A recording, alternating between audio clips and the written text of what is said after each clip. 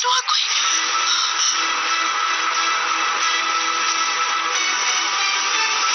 আমাৰ ওচৰত আৰু বেলেগ একো ৰাস্তাই নাছিল।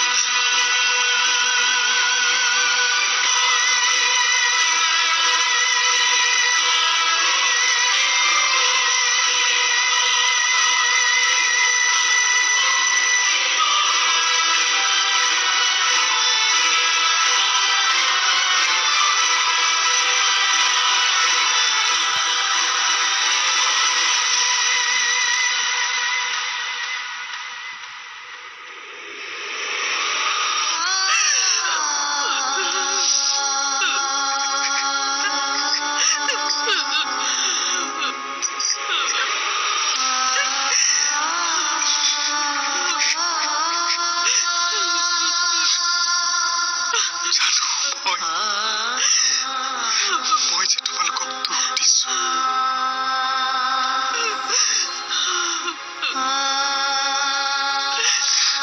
মই যি কৰিছো সেয়া ভুল।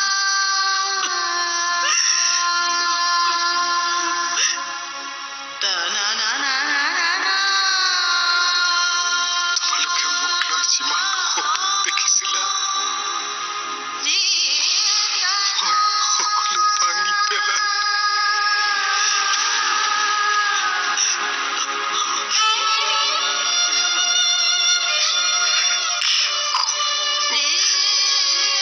মোক বিশ্বাস কৰা। মই উপায় দিম।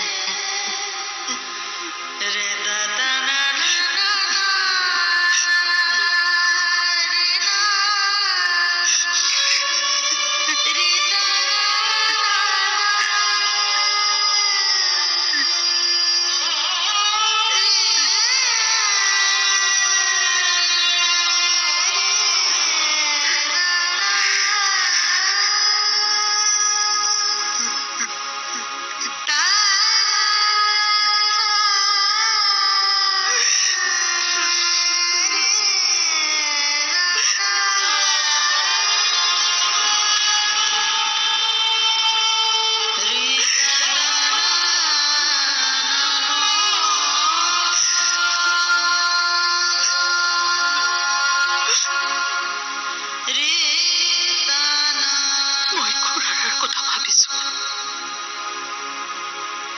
সেইবোৰ গম পোৱাৰ পাছত তেওঁৰ কি অৱস্থা হ'ব? মই বুজাম। ইমান ডাঙৰ আঘাত দিয়াৰ পাছত তুমি তেওঁক কি বুজাবা?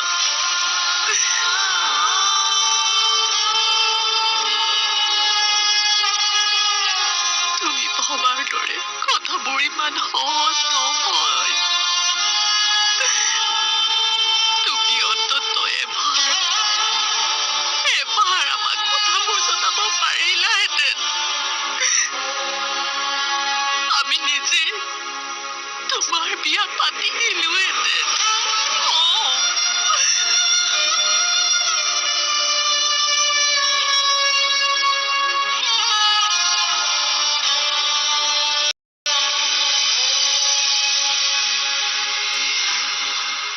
দৰজা খুলিবলৈ গৈ খুৰী এৰা নাইকিয়া হল যে। প্ৰীতম আহিছে নে বেলেগ কোনোবা আহিছে? এই সময়ত আৰু বেলেগ কোন আহিব? তহঁতে খাচোন, মই চাই আহিছো।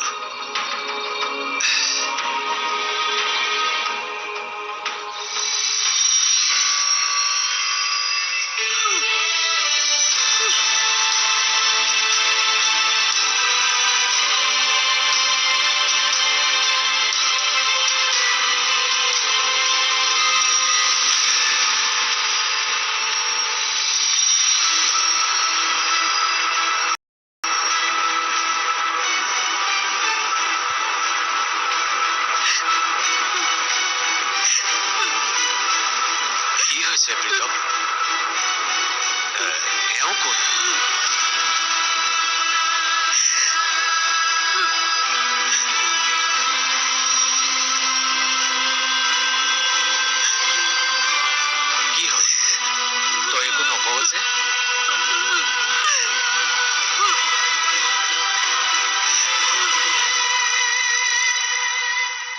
প্ৰীতমে বিয়া পাতিলে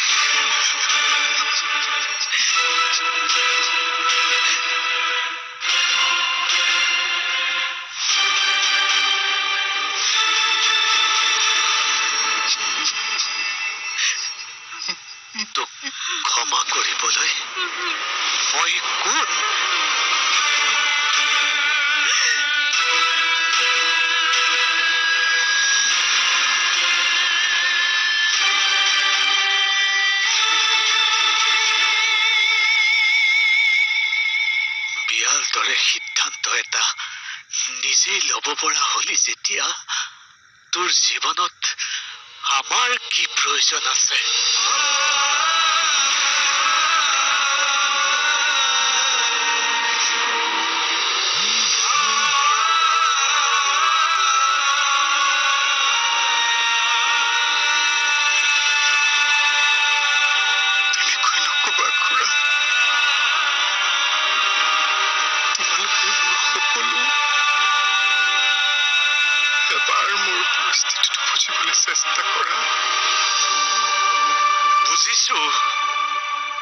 সকলো বুজিছো আমাৰ কথা যদি এবাৰ ভাবিলিহেঁতেন তেনেহলে আমাক নজনোৱাকৈ ইমান ডাঙৰ সিদ্ধান্ত এটা কেতিয়াও নললিহেঁতেন।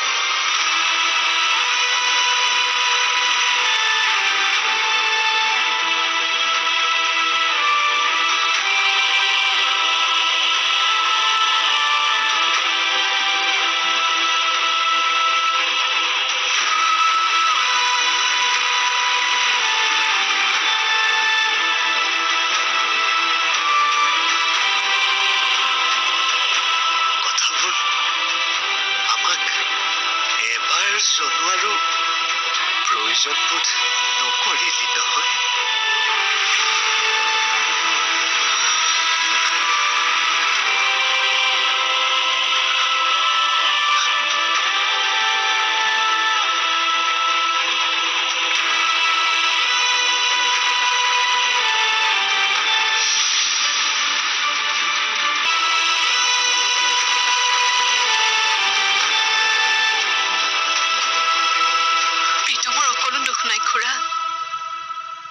মোৰ বাবে তেওঁ এনেকুৱা এটা সিদ্ধান্ত ল'ব লগা হ'ল।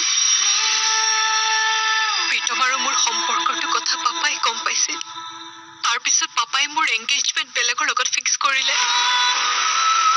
আৰু পাপাৰ কথা মই নুশুনাৰ বাবে মোক ঘৰ এৰি আহিবলৈ বাধ্য কৰালে।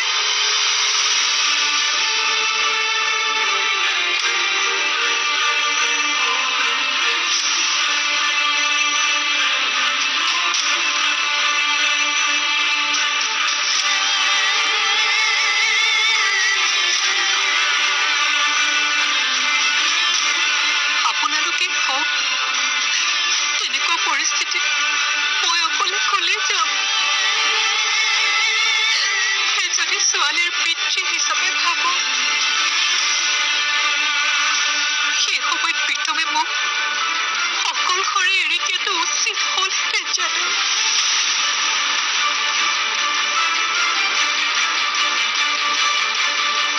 তাৰ পিছতো যদি আমি ভুল কৰিছো বুলি আপোনালোকে ভাবে, তেনেহলে মই ইয়াৰ পৰা গুচি যাবলৈ সাজু আছো।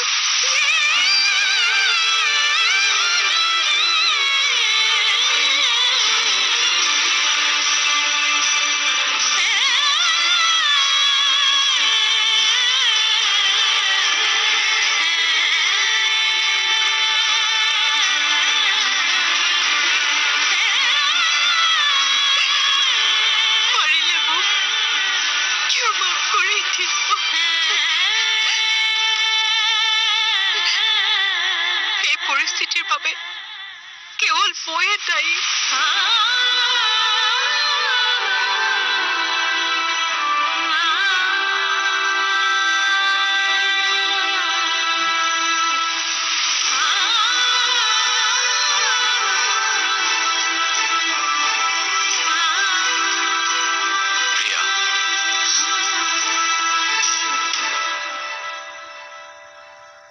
বোৱাৰীক ভিতৰলৈ লৈ যা।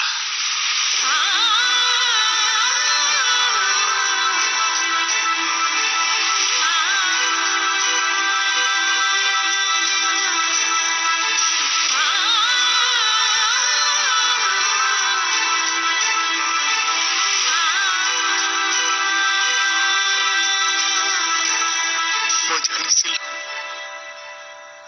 তোমালোকে আমাক ক্ষমা কৰি দিবা।